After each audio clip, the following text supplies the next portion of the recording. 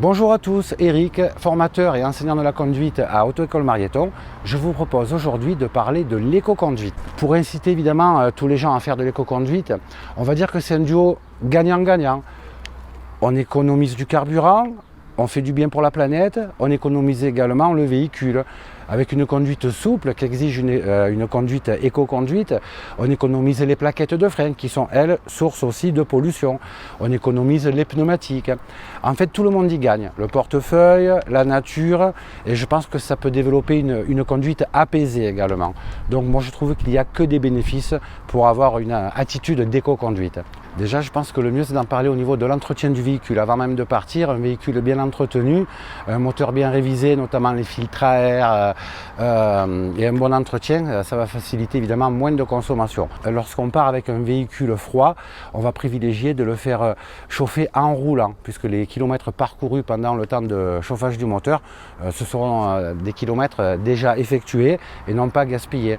On néglige souvent la pression des pneumatiques et on sait que des pressions insuffisantes sur les pneumatiques peuvent engendrer 10 voire 20% de consommation en plus. Alors c'est tout bête, mais partir avec des pneus bien gonflés, cela peut contribuer évidemment à moins de consommation. Il faut éviter les arrêts inutiles, donc travailler beaucoup l'anticipation.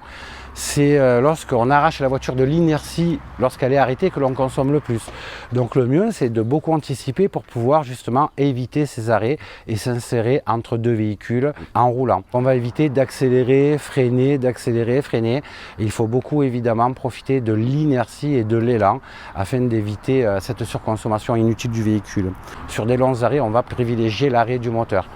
Moins polluant et moins consommant forcément. On peut s'aider de l'ordinateur de bord pour pratiquer une éco-conduite rationnelle et bon nombre de voitures n'ont pas un ordinateur de bord. Donc avec des accessoires tels que celui-là, cela nous permet de mieux vérifier, de regarder tous les paramètres qui peuvent influencer justement moins de consommation. Je pense que ça peut presque mettre à jour un style de conduite. Et un style de conduite nerveuse ne favorise pas l'éco-conduite. Avec ce genre d'accessoires très pratiques d'ailleurs, cela rend visible les surconsommations, le style de conduite et la conduite nerveuse.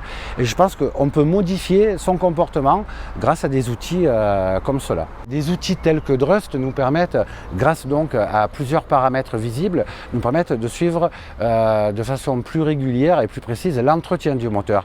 Et comme on l'a vu tout à l'heure, un entretien du moteur favorise bien évidemment l'éco-conduite, puisque s'il est mal entretenu, il va consommer plus. Et donc même si on a un style de conduite un petit peu apaisé, souple et anticipé, si le moteur est mal réglé, forcément cela va un petit peu gâcher les bénéfices d'un comportement souple et adapté.